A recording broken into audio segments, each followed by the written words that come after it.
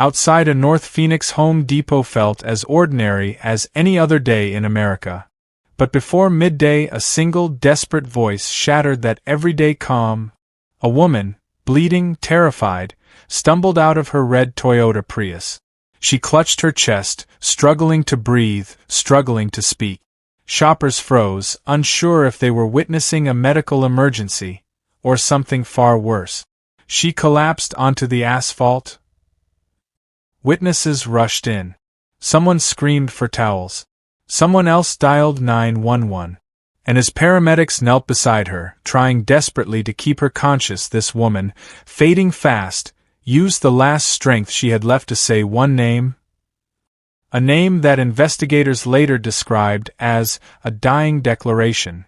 A name that would unravel a story of love, betrayal, and a moment of violence so sudden it shocked an entire community. And that woman was Aliccia Grant, a newlywed, a young mother figure, a woman trying to save her own future. And the man she named? Well, that's the part of the story we're about to uncover. Because the truth of what happened in that parking lot, and why, is darker than anyone imagined. For Aliccia Grant, a 37-year-old woman and mother to 2 kids, was a woman with dreams, routines, talent, and a future she was building with her own hands. Long before that September afternoon in North Phoenix, she was simply Aliccia. She was born in the late 1980s, raised in a tight-knit Arizona family who believed in hard work, faith, and the idea that a woman should never be afraid to build her own success. As a girl, she was the one who stayed after class to help clean up, the one teachers said had a streak of kindness that seemed beyond her years. When she graduated high school, she moved on to community college, studying business and aesthetics, driven entirely by the dream of becoming her own boss. Beauty wasn't just a hobby to her. It was her art. She loved hair, makeup, brows, lashes, anything that allowed her to transform another woman's confidence. Friends said she had a gift. She didn't just make you pretty, she made you feel seen. By her mid-20s, Aliccia had opened her own small beauty business, first starting inside her apartment, then expanding to a rented studio where she specialized in brows, skincare, and glam sessions for weddings and photo shoot. She built a loyal client base, women who returned not just for the services but for her warmth, her soft laugh, and the way she made her studio feel like a sanctuary. Outside of work, she had hobbies that kept her grounded. She loved journaling, cooking simple meals, reorganizing her home, and helping friends with makeup for big events. She also had a passion for self-help books and often shared quotes on her social media about healing, boundaries, and self-worth. Before meeting her future husband, Aliccia had been in a long-term previous relationship, one that taught her hard lessons about loyalty and compatibility. She left that chapter determined to choose better next time, to find someone who would offer stability, commitment, and partnership. And then, she met him. They met the way many modern couples do, through social connection, familiarity, and mutual attraction. At first, he seemed grounded, responsible, emotionally available. Someone who wanted a future, someone ready for the stability she had been building for herself. Their connection moved quickly. Too quickly, some would later say. Within a short time, they married, believing they could start fresh together as adults who had finally found the right partner. She saw him as someone she could trust, someone who would protect her and build a life beside her. Her friends described her as sweet, creative, deeply affectionate, and always trying to do the right thing, sometimes to her own detriment. She had a softness that made people feel safe around her. She was the friend who showed up when nobody else did, the one who remembered birthdays, the one who made you feel valued. She had plans, real plans, to grow her business, publish more beauty-related content, and eventually buy a home. She was entering what should have been the brightest, most promising years of her life. But beneath the surface of her marriage, beneath the smiles and photos, beneath the hopeful plans she shared with her clients, something was quietly shifting. Something small at first. Something she didn't talk about much. something she may have brushed aside thinking it would get better. And soon, that something would become impossible to ignore, because the cracks in her new life were already forming, long before anyone realized how deep they truly went. And those cracks were about to split open. Before her personal life began to unravel, Aliccia Grant was living at the peak of her professional identity. Under the name Glamazon Makeup, she had built a brand that was instantly recognizable in Phoenix's beauty scene. Her work wasn't just makeup, it was transformation.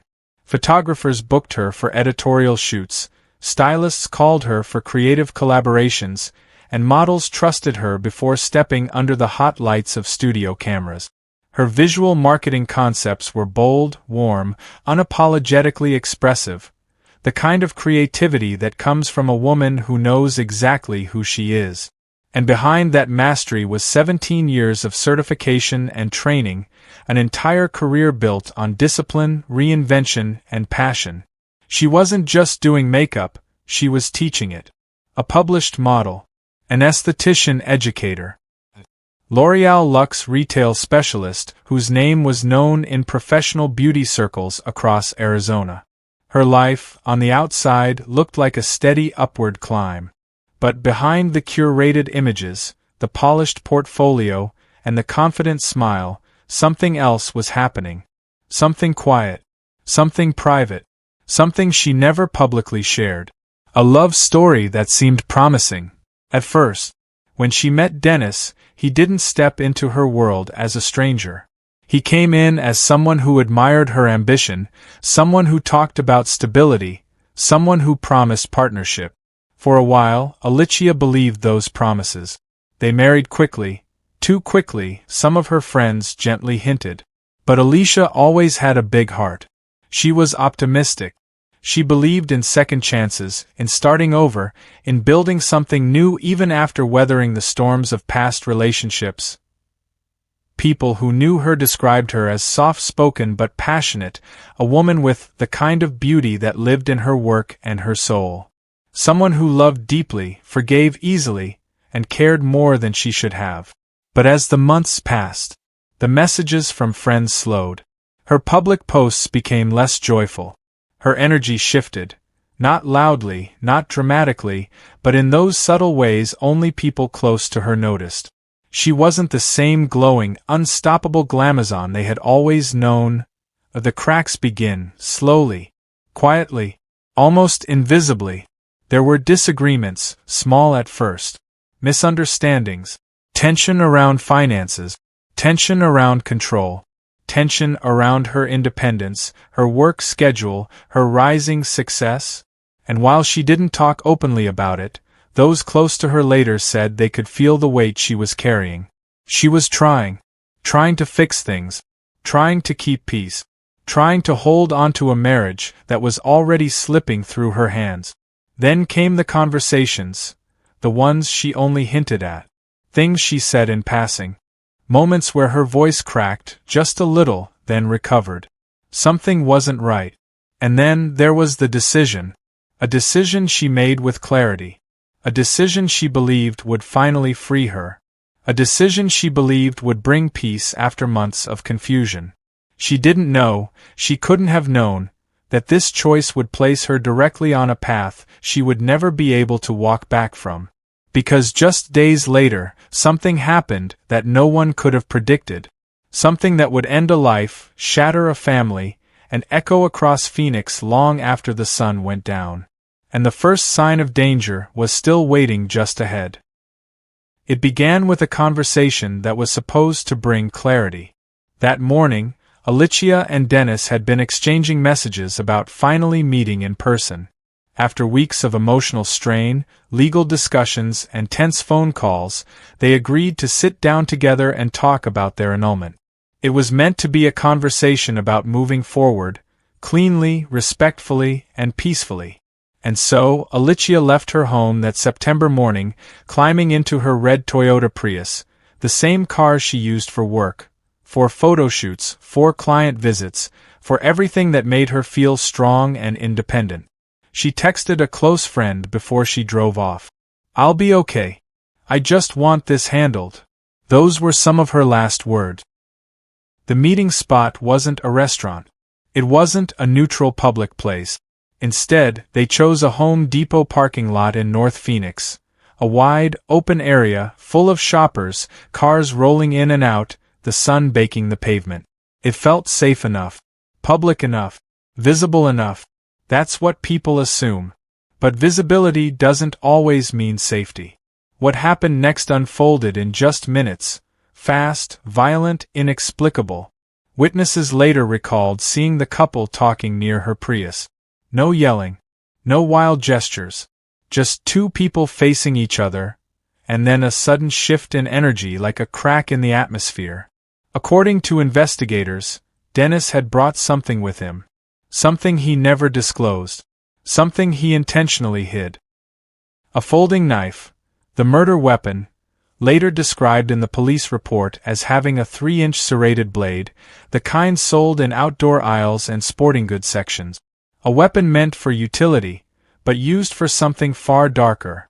The moment the tension snapped, it was instantaneous. A blur of movement, a shock of pain, a struggle visible only long enough for startled onlookers to realize something was terribly wrong. Aliccia tried to defend herself. There were clear signs of it in the autopsy. She fought. She clawed. She tried to break free. But the attack was relentless. And then came the moment that prosecutors would later call the clearest piece of evidence in the entire case. Witnesses walking nearby heard a woman screaming for help in the car and discovered Aliccia in the driver's seat of her red Toyota Prius with multiple stab wounds. As she lay bleeding, gasping for breath, Dennis was in the front passenger seat. He got out of the car, argued with a bystander, then grabbed a bag out of the car and fled the scene on foot. By the time paramedics reached her, she was barely conscious, but she was alive long enough to make sure her truth wouldn't die with her. While officers were treating Grant, she told them the name of her attacker. She identified Dennis. Her voice was faint, but it was enough. Inside the Prius, officers later found blood spatter on the interior paneling, concentrated on the passenger side door, a sign that the struggle had partially continued inside the vehicle. And in a nearby landscaped area, hidden just behind a row of parked cars, officers recovered the knife.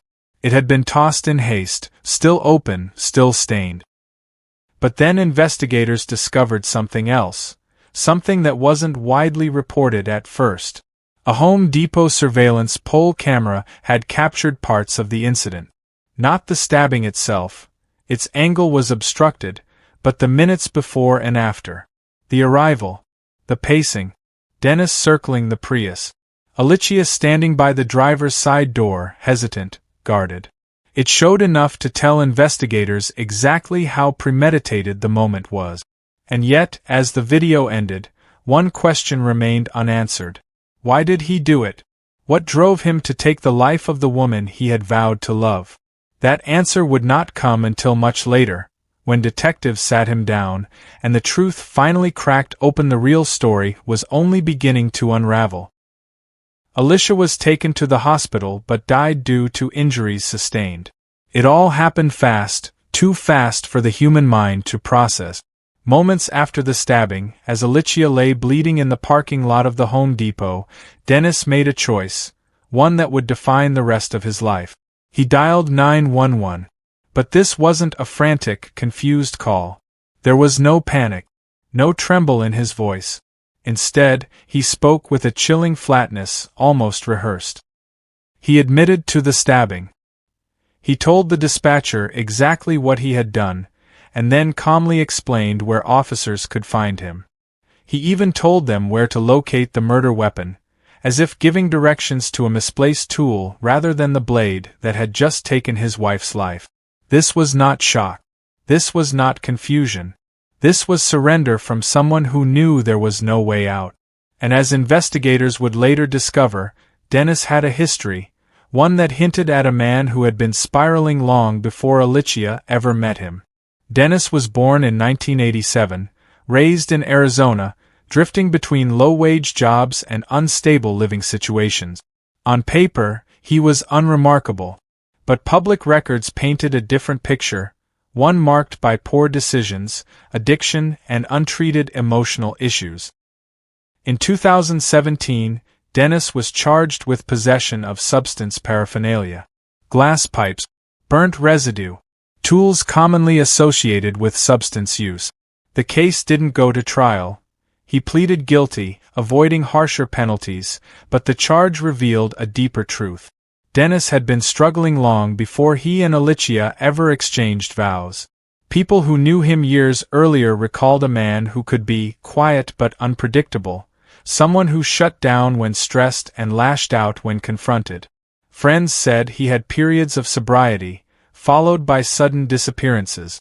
He bounced from job to job, relationship to relationship, always trying to reinvent himself, never quite succeeding. And yet, nothing in his past hinted he was capable of what happened that night. At least, not until investigators uncovered something else. Something new. Something far more disturbing. A detail Dennis had never intended for the world to find. A detail that would change everything about the way this case was viewed. And that revelation was still waiting to come to light. The moment officers arrived at the Home Depot parking lot in North Phoenix, they knew this was no ordinary domestic disturbance. The call Dennis had made was chillingly calm, almost rehearsed. But when detectives stepped into the taped-off area and saw Aliccia lying beside her red Toyota Prius, barely clinging to life, they understood something darker had unfolded. She had used her last breath to name her attacker. And that single sentence would become the backbone of the investigation. But investigators couldn't rely on a dying declaration alone. They needed to reconstruct the truth, piece by violent piece. Detectives began with the scene. Her car door was open, the interior splattered with blood. Her purse had spilled, but nothing was missing.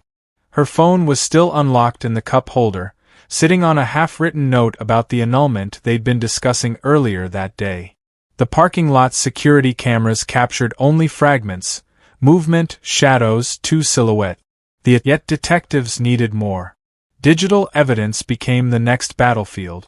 Investigators collected Dennis's phone, and forensic specialists began pulling location data, timestamps, deleted texts, and browser history. What they recovered painted a story far more troubling than a sudden argument gone wrong. 2 weeks before the murder, Dennis had searched for Arizona second-degree murder sentence. How long do you serve for killing spouse? Heat of passion defense, Arizona. He had even looked up annulment rights and what happens if wife leaves. Nothing about those searches suggested a man caught off guard. Interviews revealed even more cracks. As detectives questioned friends, co-workers, neighbors, and family, a pattern emerged, a story Aliccia had kept mostly to herself. Dennis had been volatile, easily agitated, afraid of losing control, afraid of losing her. A neighbor told detectives she was trying to help him, but he was spiraling, you could see it. A friend revealed she wanted a clean break. She just didn't know how to do it safely. A family member whispered, she told me he couldn't handle rejection. Then came Dennis's interview. After turning himself in, he repeated his confession, but now the story began shifting. He claimed he just snapped. He claimed it wasn't planned. He claimed he acted in a moment of fear and confusion. But the searches, the knife, the dying declaration, the blood patterns, the defensive wounds, all told a louder truth. Detectives realized they were not dealing with a panicked husband. They were dealing with a man who couldn't accept the end of a marriage that had lasted barely months. And then, buried deep in the data dump of his phone, investigators found one more chilling detail, one that hadn't been revealed publicly at first. He had recorded a voice memo the night before, practicing what he would say if questioned. Not the killing, but the excuse. A script. An alibi that never came to life. That discovery solidified everything. The evidence was overwhelming. The timeline was airtight. The truth could no longer hide in the shadows. Now, only one question remained. How much of Dennis's guilt would be presented before a judge, and how much would he try to negotiate away? The courtroom drama was about to begin, and it would expose even more than anyone expected. The courtroom was cold, not in temperature, but in atmosphere. Everyone who entered felt it instantly. The weight of a life stolen, the silence of a future erased, and the shadow of a man who could no longer deny what he'd done. When Dennis Dempsey walked into the Maricopa County Superior Court for his hearings, the room seemed to pull tighter. He didn't come in defiant. He didn't come in emotional. He came in small, a man folded inward, as if shrinking from the enormity of what he'd become. But the prosecution didn't shrink. They came armed with evidence, timelines, 911 recordings, forensics, witness statements, and the one piece of testimony that carried more weight than anything else.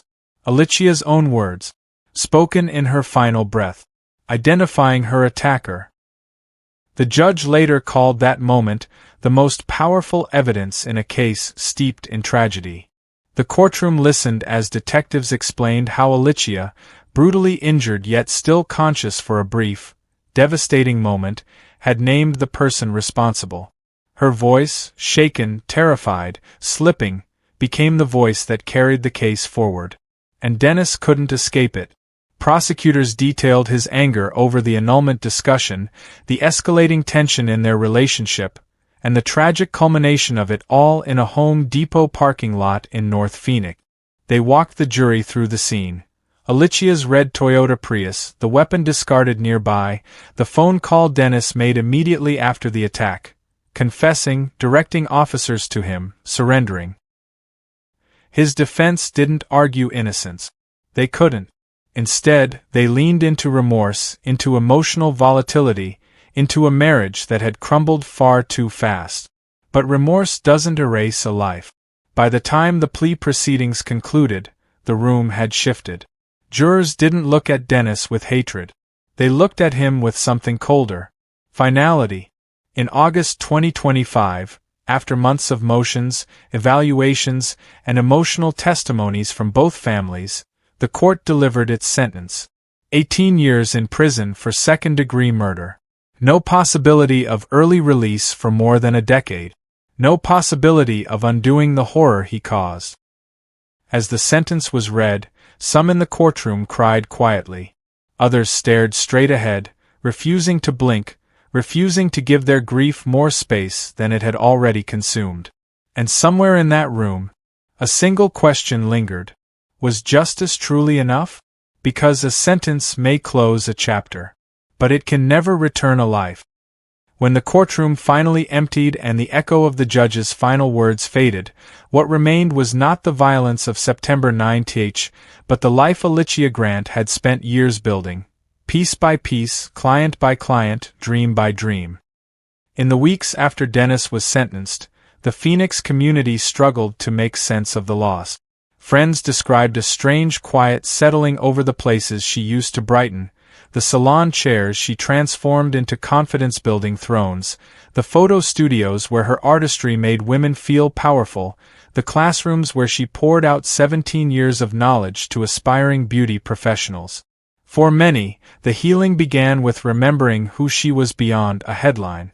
Her colleagues organized a memorial showcase, displaying some of her most iconic beauty looks, bold color stories, precise lines, transformations that made clients feel brand new. They said it felt like walking through her mind, a space filled with color, texture, and artistry.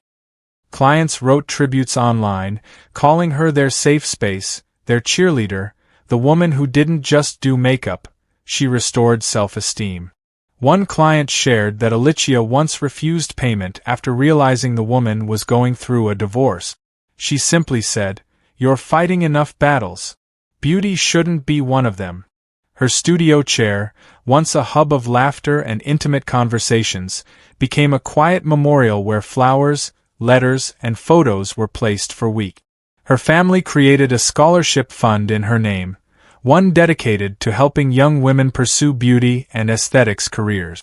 It was the perfect reflection of her life mission, lifting others up, turning insecurity into empowerment and shaping the next generation of artists. And as Phoenix healed, something unexpected happened. Survivors of domestic violence began sharing their stories beneath posts about Aliccia's life. Her story, painful as it was, opened doors for silent victims to speak, seek help, or escape. In that way, she continued saving people, even in her absence. But the deepest reflection came from those who knew her best, the ones who understood that her legacy was never meant to be defined by the violence that stole her life. Her legacy was defined by how fiercely she lived it, how boldly she dreamed, how completely she transformed the people she touched. She was, and still is, remembered not as a victim, but as a creator, an innovator, a teacher, and a source of light in a world that can go dark without warning. And that light, the one she spent her whole life pouring into others, continues to shine. Some places hold memories. Others hold transformation. For Aliccia Grant, the Aveda Institute in Tempe was both. It wasn't just a school or a workplace. It was the place where she sharpened her craft, discovered her voice, and poured her gift into dozens of students who looked up to her. Inside those walls, she wasn't just a cosmetologist. She was a mentor, a guide, a spark of creative energy that made other women believe they could succeed too. Former classmates remember her staying late to help someone perfect a technique. Students describe her as the instructor who never made them feel small, only capable. Colleagues say she had a presence that lifted the room, even on days when she carried her own quiet battles. It was also a place of friendship. Some of the people she met there remained part of her life for years, sharing holidays, photo shoots, business ideas, and those small, everyday conversations that eventually become lifelong memories. But beyond her career, beyond the beauty world, Aliccia's greatest masterpieces were her children. She was a loving mother to a 15-year-old daughter and a 9-year-old son, two children who adored her, leaned on her, and saw her as their anchor. They remember her as the mom who supported every passion, encouraged every dream, and understood them even when they didn't have the right words. A mother who balanced ambition with tenderness, who could run a business, model for a shoot, teach a class, and still make it home in time to help with homework or plan a family outing. Her father, Cameron Grant, describes her with a softness only a grieving parent can hold. She was a great friend to people. She had tons of enthusiasm and tons of imagination. And that was true. Everywhere she went, she made people feel seen. Every idea she had was big. Every dream was possible. She lived life with color, energy, and a belief that beauty wasn't just something you put on, it was something you created, something you shared. Aliccia was a self-made entrepreneur, a licensed cosmetologist, a model, an educator, and even an author, turning her experience into words meant to inspire others. Her published works reflected who she was, bold, ambitious, wrapped in creativity. And now, in the wake of her tragic loss, communities across Phoenix have responded the only way they know how. Through healing initiatives, candle vigils, survivor support meetings, and local organizations addressing domestic violence before it becomes fatal. Her story has sparked conversations about warning signs in relationships, emotional abuse, and how quickly a situation can escalate when someone feels control slipping away. But more importantly, her story has inspired people to honor her the way she lived. By encouraging creativity, by supporting women building businesses, by lifting each other up, by choosing kindness, by celebrating resilience. In the end, Aliccia's legacy isn't defined by the way she died, but by the way she lived.